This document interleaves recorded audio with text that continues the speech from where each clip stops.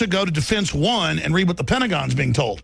And they just go, oh, like you go different places? Blah, blah, blah. I literally can tell my friends when they come at me with those talking points, I'm like, oh, you read HuffPo. Yeah, exactly. Or you're a BuzzFeed or you're a Reddit. So, again, taking it back to the street level. Show them how they're we got to go to break, but go ahead. That's a perfect place to leave it. All right, I get what you're saying. Billy Corgan's thought a lot about how to get people out of their trance. He's talked to millions of fans over the years, hundreds of thousands on the ground. How do you get people that are already caught in a trance out of it? How do you break the trance? I mean, that's the question. Billy Corgan, how do you break the trance of the modern sorcerers that have enslaved our planet? This is key.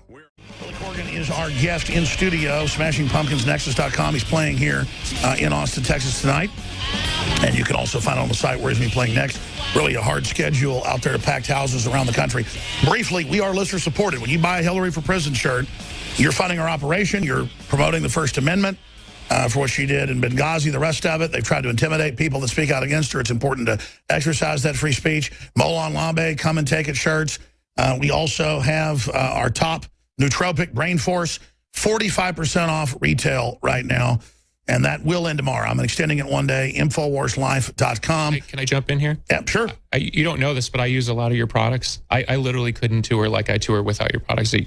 I mean, I'm doing a free commercial here. The products are fantastic. I didn't know this was going to happen. Well, please tell folks about them because, look, I set out to come up with the least expensive, super high quality stuff. I've got 3 big top organic firms in the country, the top names, a Threshold, you name it.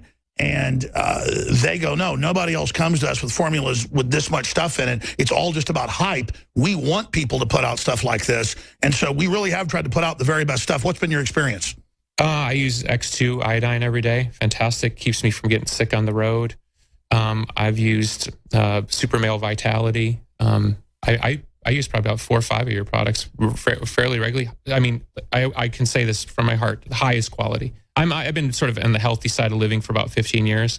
It's very hard to find products of this quality on the open market. Well, thank you. I'm really proud of you because I think that's been one of the best things you've done. Well, thank you. I mean, not that I'm Mr. Healthy. I got where I didn't care about myself, got depressed about the New World Order, kind of saw myself as expendable, gained almost 100 pounds, was just falling apart. And as I slowly got back into health and stuff, I was trying to find the best, vitamins, minerals. Plus, I had sponsors that were doing it. And it's very difficult on the open market. What's the right vitamin? You know what I'm saying? Well, here's why they do it. With California standards so high that almost nothing's perfectly clean. I mean, there's more lead in the air, as you know, than there is in a tomato. That it's hard to. So all the time we don't have the product and are sold out because we'll get batches of supposed stuff. It's not. It's contaminated. So we have to sit back, return it. Sometimes get the lawyers back and forth. So that's why we're sold out half the time. So I get why companies don't put out perfect stuff because you basically can't. The planet's so contaminated. But again, I think that this part of your, to use your term, operation, I think is really, really great because we're sort of in this subject anyway. How do we support people to get themselves right mind, body, soul? So they can fight this, we all go through this. We look sometimes, like if you're people like you and I, and we can read the bigger sort of zeitgeist stuff because we're in it. It's oppressive. There are days you wake up and you're just depressed. You just want to go outside and have a good time and play catch with somebody. I agree. You don't want to sit around and think about how somebody's, what in you every second of every day. And that's the part is when you get angry, you know what I mean? And I think this is very important. When you get angry sometimes, maybe it's not the most flattering thing to do, but what you are doing is you are helping break that trance. You're saying, this is the proper reaction to what is happening to me as an individual, not as a public personality, as an individual, as a father. This is what I'm feeling when I'm looking down the road at what I'm seeing. Exactly. I'm trying to respect people and show how I really feel. So as I'm upset, I'm panicked, it feels claustrophobic. After I've read 100 articles where they're just throwing it in our face, I really blow up because it's real. And let's not forget, there's a lot of mocking behind that, which also serves up the social justice warrior stuff. And there's a mocking tone there. If you think somebody's dumb or uneducated or a bigot or something, mocking them is usually not the best way to get through to them. Yeah, you're absolutely right. Well, specifically, again, Billy Corgan's our guest here. We were really getting into some hardcore issues during the break. We're talking about social justice warriors who I fall down to their level because they're so hateful, they're so dumbed down, but they are victims brought up by this culture I'm not, either young people are super awake or they're super dumbed down. The statistics show lower IQs, lower brain activity, near trance state. That's mainstream news. We were talking about that, but still when they're spitting in your face, attacking your reporters who are really real liberals like Rob Dew and people. And these are real liberals who really love everybody, really care about everybody, really care about free speech, really care about open elections. And there's little arrogant 20-year-olds spitting in their faces, screaming at them, you hate me because I'm a tranny. And it's just this made-up thing in their head when we don't hate them. What do you, I mean, how do you transcend this? Because I personally just get mad and want to punch them in the nose. Well, there's two schools of thought. One is they're gone. You know, they're Maoists. They have the little red book in their hand. You're not going to get them back. It's a cult. It's a cult. And the only thing that's going to adjust their ideological fixation is reality.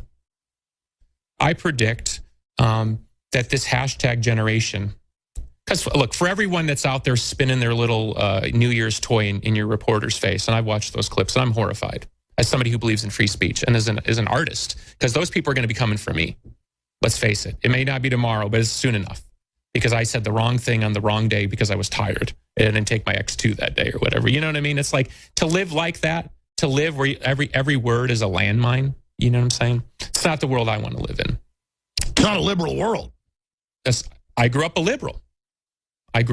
So it's odd to me. The liberals I knew were always like, talk about whatever you want. Get it all out in the open. More freedom. Hey, let's go back to, and I'm sure you could find this. Remember, was it around 1978? Okay, Skokie, heavily Jewish community north of Chicago. I was there growing up at the time when they let the KKK march down the street. And what was the big issue? It was a free speech issue. We don't like it. They're thumbing in our nose. But you know what? It's better to have an America where, you know, these idiots get to walk down the street and spout their hate. We're better than them. That's what it was. That's the world I grew up in. A liberal, democratically leaning Chicago that was about tolerance and free speech. Not shut it down because it's unpleasant. And again, you haven't said this here, so it's not again. The lack of tolerance of ideas and other points of view is the great Achilles heel of the social justice warrior movement. They do not apply their philosophical bent across the board equally. That's what exposes them every time. And you guys are doing a great job of exposing that. But most people who are not down there at the rally and spinning their Twizzler and making up stories about, you know, ghosts that don't exist. And it's a lot of fantasy stuff going on there. I mean, it really is like, it could be a wizard world. They just caught basically a gay pastor here in Austin in Whole Foods claiming the gay baker put fag on his cake. And they have like surveillance video now of the cake being delivered and it's not on there. I mean, now they're even targeting liberal places. Okay, but that's a perfect jumping off point for what I really want to try to get at. Okay, what do most people do? Most people's relationship, like let's take my friend who's a HuffPo reader, okay? He in his heart is a classic liberal. He cares about everybody. He loves music from every race, creed, and color. Not a racist in his heart, okay? He reads that stuff, and he thinks by participating, by hashtagging, he's on the good team, right? So the people you got to get through to is the people who don't have the little red book yet, who do care about humanity and do care about free speech. And you have to get them to understand how their participation in those systems, they're being inducted into a cult. Absolutely. And nobody wants to admit that they're being fooled. Now, I work in professional wrestling, TNA Impact Wrestling on Tuesday nights on Pop Network. There's my commercial. I've seen it. This is great. Thank you. So, you know, what's the old Carney term? They're marks. What was the Carney idea? We're going to stage a fight. You know, it started in the carnivals in the 1900s. We're going to stage a fight. We're going to get the local yokels to believe that the kid from the sticks is going to fight the big guy, and if he can beat him, you know, and that's how professional wrestling started, believing that what you were witnessing was real. And you suspend disbelief. Yes. Well, that's what we have. We have a world of suspended disbelief, right? I want to play a short clip we can talk over of just a few social justice warriors. And what's amazing is people will talk to them and go, listen, I don't even support Trump, but I support free and open elections. What about Bernie Sanders? And they just spit in our reporter's face and spit on somebody else just because they just want to hate somebody. And they literally are like a dumb Klan guy that just pulls over on some black guy walking home from work and kills them because they're black. They want to just project something onto you. Let's flip the script here for a second, okay? and this is a very, I'm going to try to say this in a sort of hypothetical Star Wars holodeck type of way. Okay, if we could transport back to, a much more racist. I'm not saying America doesn't have a racist bent. So let's put that out there to start with. But let's go back to a time where racism was accepted. It was institutionalized. Okay, if you could go back to Selma, 1932, and the Klan members spitting in some person of color's face, don't you think that guy thought he was right too? Yes. Okay, so how is this any different? It's not. And then you realize America has problems, but the media doesn't teach. Every other country had stuff worse usually. But to look to the media to educate us we're stuck on Cronkite. And even he was part of the deal. You know what I'm saying?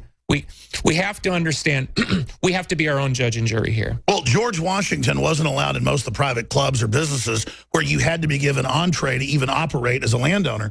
So he was going under something lesser than, quote, black slaves. The point is that it was his will to be on an equal playing field that helped lead that revolution. So it's just all these forms of class and control, whereas it should be about free, open, human dialogue and free association.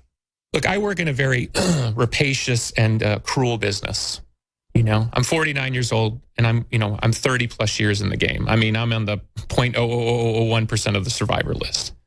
Okay, it's a brutal business. It's a brutal business, and I'm not asking for. And by the way, you look of the best I've ever seen for a rock star in this 30 years. Oh, God bless you. My God, that chews him up. Handsome man. No. You're healthy, man. It's true. Thank you.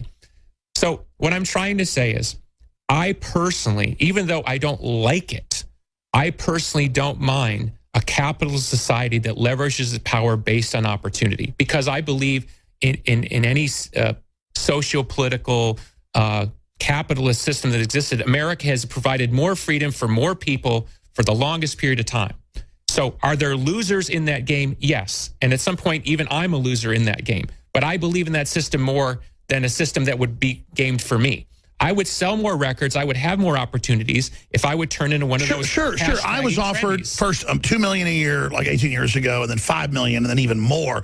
I mean, we're talking over $10 million a year contract to have shows bigger than Glenn Beck's, Limbaugh. I mean, I've been offered it all by the big syndicators. So what are we? And the point is that wasn't winning to me to have the biggest house and a private jet. Winning is to see 9/11 truth that I exposed now all over the newspapers 15 years later, to expose the tyrants that did this. I mean, I really think about myself with everybody else. I really have empathy, and it's not because I'm some loving goody two-shoes. That's a normal human instinct of someone that wants to live on a good planet. Why do most people, like we all have extended friends and family, and we would probably classify most of those people as good-hearted, or we probably wouldn't have them in our lives, and I think that probably goes for anybody listening to us. Yes. Okay, so what is happening that is allowing those people to be led down a path? Goebbels said we give them dumbed-down propaganda that just gives them an excuse to be confused and lay down and do nothing.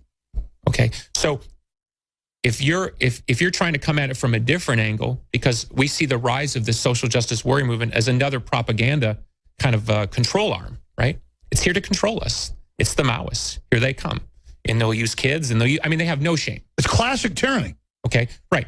So what is allowing people who in their own hearts have a differing opinion to be led down this path? It's a collectivism. It's a peer pressure. It's shaming. It's guilting. It's like gang member stuff. They're young. They're uninformed. They take them to the college. They put them under pressure. They send them to groups. But again, that stuff can exist against a majority who deep down doesn't really, truly in their hearts believe. So liberty lovers have to reach out to young people. They have to get involved in the community. They have to go be part of the student groups, whether it's Boy Scouts or whatever it is. We have to reach out. We have to go to the colleges. We have to volunteer. We all have to go and reach into these groups and break the centralized control that's coming in. Is that what you're saying? And stop clicking the pop culture? I think there's stuff to be said there, but I think for most people that's probably more effort than they can make, because it's not a great economy and stuff like this. I think you have to look again, back to the InfoWars thing. Whether you realized it or not, you saw something coming long before other people, that the ultimate sort of collapse here was predicated on a psychological control. Yeah. The things you're still talking about are very real. Most people are in their community. Most people feel they are participants in their community on some level. Even if they're paying taxes, they're a participant. Sure. They don't like when the water bill goes up. We're all part of that. I'm talking about a more collectivist concept where you know, you have this merging of technology, the new robber barons, you know what I mean? And I know some of them personally. I hang out with them, you know. So